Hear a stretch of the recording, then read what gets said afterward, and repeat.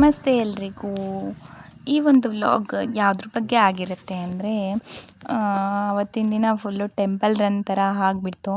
So ನಾವು ಅಪ್ಪ ಮಗಳಿಗೆ ಮಂಡೆ ತೆಗೆಸ್ಬೇಕಿತ್ತು. ಸೊ ಹಾಗಾಗಿ ಧರ್ಮಸ್ಥಳಕ್ಕೆ ಹೊರಟಿದ್ವಿ. ಸೊ ಅಲ್ಲಿ ಪೆಟ್ರೋಲ್ ಬಂಕಲ್ಲಿ ಪೆಟ್ರೋಲ್ ಹಾಕಿಸ್ಕೊತಿದ್ವಿ. ಅಪ್ಪ ಮಗಳು ನೋಡಿ ಕಾಣಿಸ್ತಿದ್ದಾರೆ ಮಿರರಲ್ಲಿ, ಹಾಗೆ ಒಂದು ವೀಡಿಯೋ ತಗೊಂಡಿದ್ದೀನಿ. ಸೊ ಜರ್ನಿ ಮಾಡ್ತಾ ನನ್ನ ಮಗಳು ಮಲ್ಕೊಂಡ್ಬಿಟ್ಲು. ಬೆಳಗ್ಗೆನೇ ನಾವು ಮನೆ ಬಿಟ್ಟಿದ್ವಿ. ಇನ್ನೂ ಬೇಗ ಬಿಡೋಣ ಅಂದ್ಕೊಂಡ್ವಿ, ಬಟ್ ಆಗಲಿಲ್ಲ. ಸೊ 6:30ಗೆ ಮನೆ ಬಿಟ್ವಿ. ಹೋಗ್ತಾ ಹಾಗೆ ನೇಚರ್ ಚೆನ್ನಾಗಿತ್ತು ಅಂತ ಹೇಳ್ಬಿಟ್ಟು ಹಾಗೆ ವೀಡಿಯೋಸ್ ತಗೊಳ್ತಿದ್ದೆ. ನಾವು ಸಣ್ಣ ಮಕ್ಕಳಿದ್ದಾಗ ಅಪ್ಪ ಅಮ್ಮನ ಜೊತೆ ಟ್ರೈನಲ್ಲಿ ಹೋಗಿದ್ವಿ. ಸೊ ಅದರಲ್ಲಿ ಟ್ರೈನಲ್ಲಿ ಹೋಗ್ಬೇಕಿದ್ರೆ ಅಂದರೆ ಬೆಂಗಳೂರಿಂದ ಅರಸೀಕೆರೆಯಿಂದ ನಮ್ಮ ಅವ್ವ ತಾತ ಮತ್ತು ಅಮ್ಮ ಅಪ್ಪ ನಾನು ಅಕ್ಕ ಇಷ್ಟು ಜನನು ಹೋಗಿದ್ವಿ ಟ್ರೈನಲ್ಲಿ. ಅಲ್ಲಂತೂ ಹೋಗ್ಬೇಕಿದ್ರೆ ಟ್ರೈನ್ ಏನೇನು ಗೊತ್ತಲ್ವಾ, ಆಳ ಎಷ್ಟಿದೆ ಅಂತ ನೋಡೋದೇ ಆಗ್ತಿತ್ತು. ಬಟ್ ದೊಡ್ಡವರಾದ್ಮೇಲೆ ಈಗ ಕಾರಲ್ಲೇ ಹೋಗೋದಲ್ಲ. ಆದರೂ ಸಣ್ಣ ಮಕ್ಕಳಿದ್ದಾಗ ಏನೋ ಒಂಥರ ಚೆನ್ನಾಗಿರ್ತಿತ್ತು. ಸೊ ಆಗ ಟ್ರೈನಲ್ಲಿ ಹೋಗಿದ್ವಿ. ಅದೇ ನೆನ್ಪು ಮಾಡ್ಕೊತಿದ್ದೆ ನಾನು. ಆಮೇಲೆ ಹಾಗೆ ಜರ್ನಿ ಮಾಡಬೇಕಿದ್ರೆ ನಾನು ಸಿಂಪಲ್ಲಾಗಿ ವೀಡಿಯೋ ಮಾಡ್ಕೊಳ್ಳೋಣ ಅಂತ ಮಾಡಿಕೊಂಡೆ. ನನ್ನ ಮಗಳು ಕೂಡ ಹೋಗೋ ತನಕನೂ ಆರಾಮಾಗಿ ಅವಳು ಮಲ್ಕೊಂಡ್ಬಿಟ್ಲು. ನನಗೇನು ಅಷ್ಟೊಂದು ತೊಂದರೆ ಕೊಡಲಿಲ್ಲ.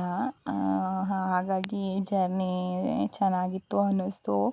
ಅವಳೇನಾದರೂ ಎದ್ದಿದ್ದಿದ್ರೆ ನನಗೆ ಒಂಥರ ರಿಸ್ಕ್ ಅನ್ನಿಸ್ತಿತ್ತು.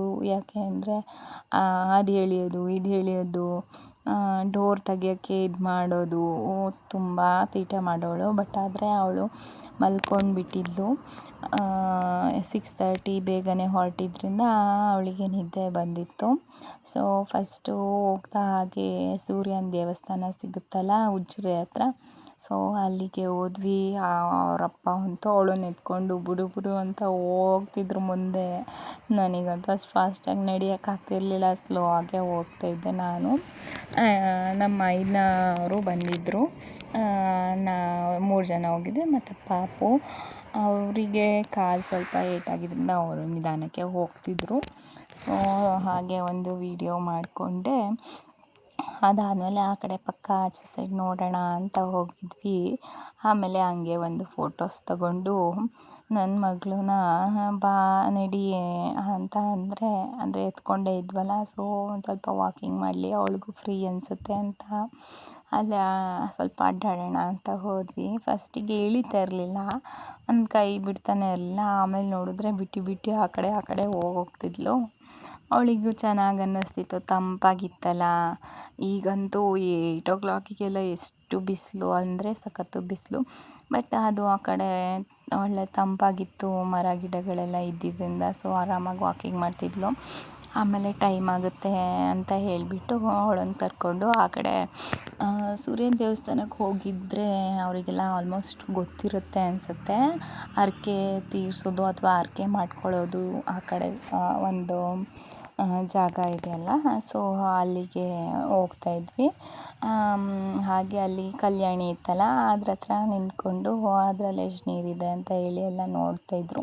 ಸೊ ನಾವು ಹಾಗೆ ಒಂದು ಸ್ವಲ್ಪ ಹಾಗೆ ನೋಡಿಕೊಂಡು ಹಾಗೆ ಹೊರಟ್ವಿ. ಹರಕೆ ಸ್ಥಳಕ್ಕೆ ಹೋಗಿ ಏನು ಬೇಡ್ಕೊಳ್ಬೇಕಿತ್ತು ಎಲ್ಲ ಬೇಡ್ಕೊಂಡು ಮತ್ತು ರಿಟರ್ನ್ ವಾಪಸ್ ಬಂದ್ವಿ. ಬರಬೇಕಿದ್ರೆ ಸರಿ ನಂದು ಒಂದು ವೀಡಿಯೋ ಮಾಡಿರಿ ಅಂತ ಅಂದರೆ ಈ ಥರ ಮಾಡಿದ್ದಾರೆ.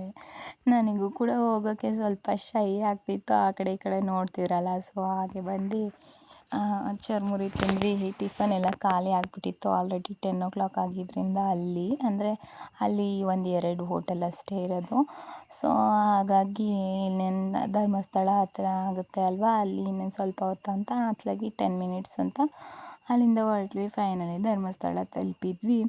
ತಿಂಡಿ ಮಾಡಿಕೊಂಡು ಫಸ್ಟು ಹೋಗಿದ್ದೇನೆ ಮುಡಿ ಕೊಡೋ ಹತ್ರ. ನಾವು ಹೋದಾಗ 10:45 ಏನೋ ಆಗಿತ್ತು. ತಿಂಡಿ ತಿಂದ್ಕೊಂಡು ಹೋದಾಗ ಆಮೇಲೆ ಅಲ್ಲೊಂದು ಒಂದು ಸೆಷನ್ ಮುಗಿದಿತ್ತು. ಸೊ ನೆಕ್ಸ್ಟ್ ಸೆಷನಲ್ಲಿ ಮುಡಿ ಎಲ್ಲ ಕೊಟ್ಬಿಟ್ಟು ಸ್ವಲ್ಪ ಒಂದು 1/2 hour ವೆಯ್ಟ್ ಮಾಡಿದ್ವಿ ಅಷ್ಟೇ, ಜಾಸ್ತಿ ಏನು ವೆಯ್ಟ್ ಮಾಡಿಲ್ಲ. ಕೊಟ್ಟು ಫ್ರೆಶ್ ಅಪ್ ಆಗಿ ಮತ್ತೆ ಹೊರಟ್ವಿ ದೇವ್ರ ದರ್ಶನ ಮಾಡೋಣ ಅಂತ. ಅಲ್ಲಿ ಕ್ಯೂ ಅಲ್ಲಿ ಟೋಟಲ್ ಒಂದು 4.5 hour ಆಯಿತು. ದರ್ಶನ ಎಲ್ಲ ಮುಗಿಸ್ಕೊಂಡ್ವಿ. ಅಲ್ಲಿ ಹತ್ತತ್ರ ಹೋದಂಗೆ ನನ್ನ ಮಗಳು ಕಿರಿಕಿರಿ ಮಾಡಿಬಿಟ್ಲು. ಯಾಕಂದರೆ ಹತ್ತತ್ರ ಹೋದಂಗೆ ಜಾಸ್ತಿ ರಶ್ ಆಗುತ್ತೆ ಅಲ್ವಾ. ಆಮೇಲೆ ಹೇಗೋ ಮುಗಿಸ್ಕೊಂಡು ಇದು ಸೌತಡ್ಕ ಗಣಪತಿ ದೇವಸ್ಥಾನಕ್ಕೆ ಹೋದ್ವಿ. ಅಲ್ಲಿ ಕೂಡ ಎಲ್ಲ ಮುಗಿಸ್ಕೊಂಡ್ವಿ. ಅಲ್ಲೊಂದು ಸ್ವಲ್ಪ ಹೊತ್ತು ಸ್ನ್ಯಾಕ್ಸ್ ಎಲ್ಲ ತಿಂದ್ಕೊಂಡು ಅದಾದಮೇಲೆ ಕುಕ್ಕೆ ಸುಬ್ರಹ್ಮಣ್ಯ ಕಡೆ ಹೊರಟ್ವಿ. ಅಲ್ಲಿಗೆ ಹೋಗೋಷ್ಟರಲ್ಲಿ 6:30 ಆಗಿತ್ತು.